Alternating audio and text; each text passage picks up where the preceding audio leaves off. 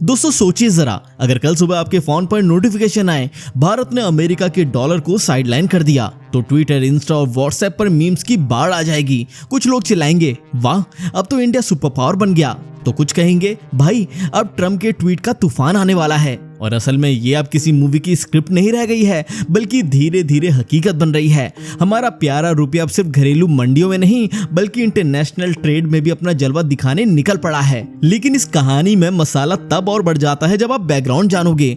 तो मामला ये है कि डोनाल्ड ट्रम्प, जो हमेशा से अपने अमेरिका फर्स्ट एटीट्यूड और धमाकेदार बयानों के लिए मशहूर रहे हैं, उन्होंने कुछ साल पहले दुनिया के देशों को एक साफ साफ अल्टीमेटम दे दिया था।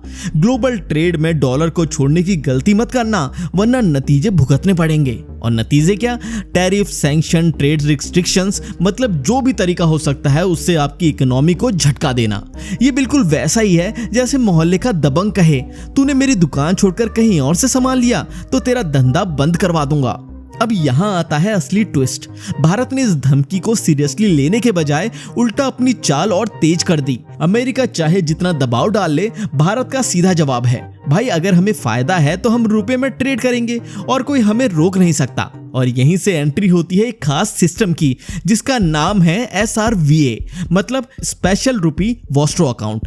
अब इसे समझना बहुत जरूरी है, क्योंकि यही वो चाबी है जिससे डॉलर के ताले को खोला जा सकता है। मान लो रूस की कोई बैंक है, वो आकर भारत में किसी इंडियन बैंक जैसे SBI या ICICI में एक SRVA अकाउंट खोल लेती है। अब जब भारत रूस से तेल खरीदेगा तो डॉलर में पेमेंट करने की जगह हम सीधे सीधे उस अकाउंट में रुपए डाल देंगे। इससे रूस को डॉलर की जरूरत नहीं पड़ेगी और वो उन्हीं रुपए से भारत में सामान खरीद सकता है, यहाँ इन्वेस्ट कर सकता है या दूसरे काम कर सकता है। लेकिन भाई जिंदगी में सब कुछ इतना स्मूथ नहीं होता। यहाँ एक प्रॉब्लम है, हम रूस से बहुत सारा तेल और गैस खरीदते हैं, लेकिन रूस हमसे उतना सामान नहीं खरीदता। नतीजा, उनके SRVA अकाउंट में रुपए का पहाड़ जमा हो जाता है और उन्हें समझ नहीं आता कि अब इन रुपयों का करे क्या।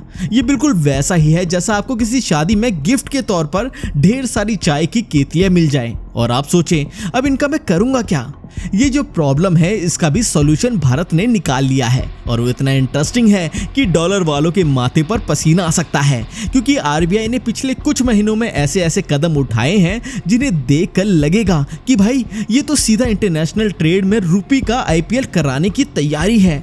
सबसे पहले तो बात करते हैं 16 जनवरी 2025 की। उस दिन RBI ने ऐसा नियम बदल दिया जिसने खेल की दिशा ही पलट दी। पहले क्या होता था कि अगर कोई विदेशी भारत में रुपए में ट्रेड करना चाहता है, उसके पास सीधी पहुंच नहीं होती थी। लेकिन अब RBI ने कह दिया है, भाई अगर तुम किसी इंडियन बैंक की ओवरसीज ब्रांच में जाओ तो वहां भी रुपये अकाउंट खुलवा सकते हो। मतलब मान लो लंदन में कोई बैठा है और वो भारत में कुछ एक्सपोर्ट कर रहा है, तो पेमेंट अब सीधे रुपए में हो सकती है, डॉलर की झंझट के बिना।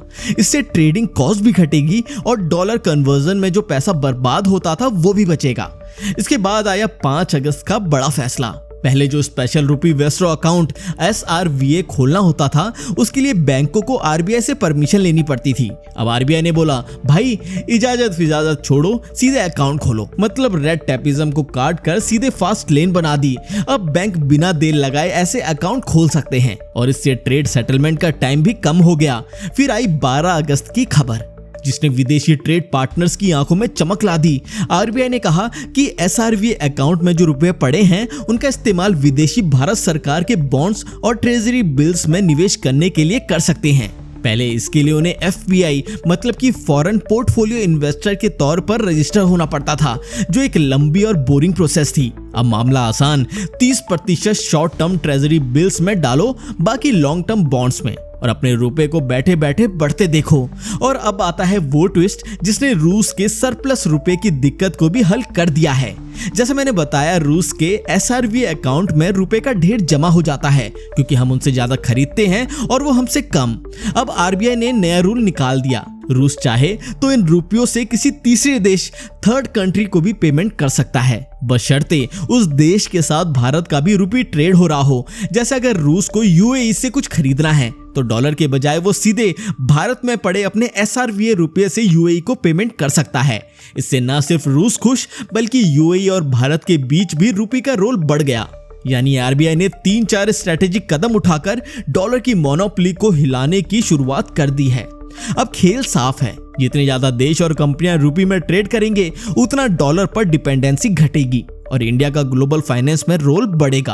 अब यहाँ से कहानी सिर्फ फाइनेंस या ट्रेड की नहीं रहती, बल्कि सीधा जियोपॉलिटिक्स के अखाड़े में उतर जाती है। सोचो, एक तरफ डोनाल्ड ट्रंप खड़े हैं हाथ में डॉलर डोमिनेंस का झंडा लिए, और दूसरी तरफ भारत जो कह रहा है भाई अपना फंडा साफ है, हमें जहां फायदा होगा वहीं ट्रेड करेंगे, चाहे वो रुपए में हो या किसी और करेंसी में। अमेरिका की असली टेंशन ये है कि अगर डॉलर को लोग बाईपास करने लगे तो उनकी इकोनॉमिक पावर कम हो जाएगी, क्योंकि डॉलर सिर्फ एक करेंसी नहीं बल्कि अमेरिका का सबसे बड़ा जियोपॉलिटिकल हथियार है। सैंक्शन लगाने हो, किसी देश को अलग थलग करना हो, डॉलर के नेटवर्क से बाहर कर दो, गेम खत्म। लेकिन भारत की स्ट्रेटेजी ये है कि इस हथियार का असर हम पर कम से कम हो।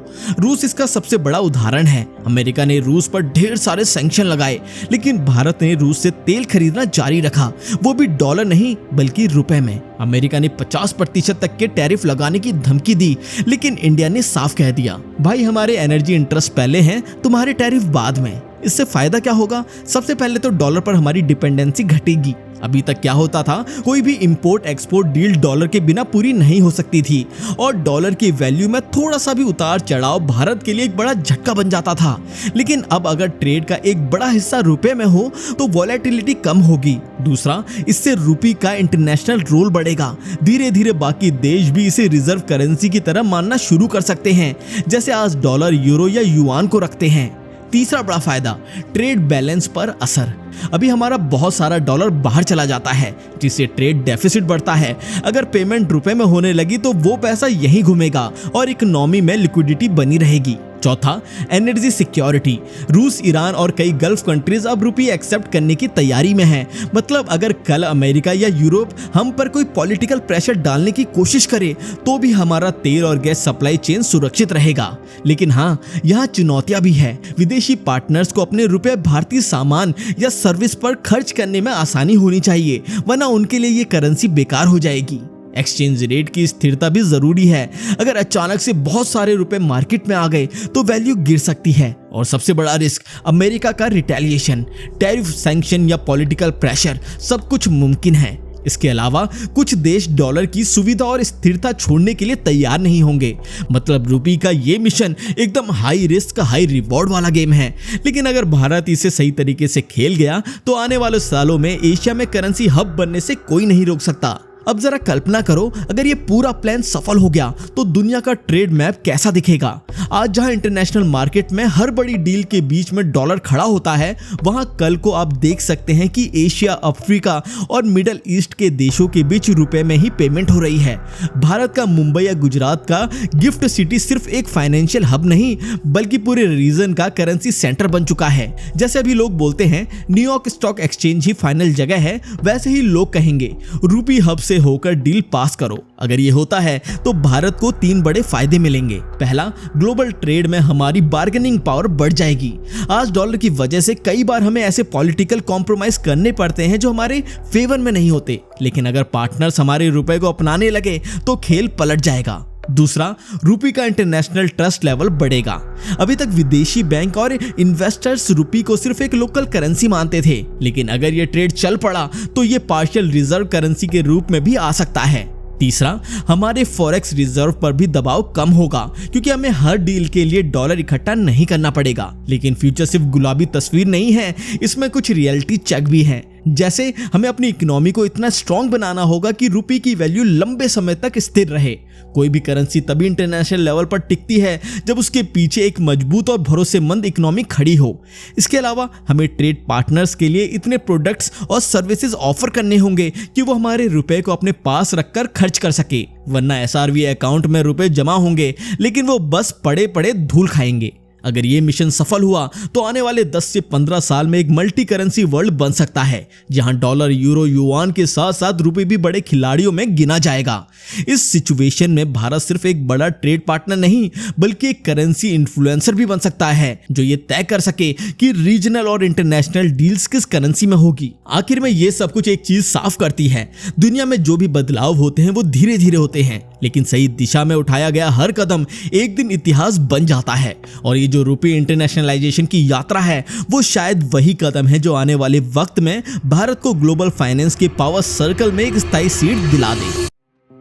तो दोस्तों, रुपये का ग्लोबल सफर शुरू हो चुका है। चुनौतियां होंगी, रिस्क होंगे, लेकिन अगर ये चाल सफल हुई तो कल रुपये सिर्फ हमारी जेब में नहीं बल्कि पूरी दुनिया के ट्रेड टेबल पर होगा। खेल बस अब शुरू हुआ है। आपकी इस पर क्या राय है, हमें कमेंट करके जरूर बताएं। तो मिलते हैं अगली वीडियो में।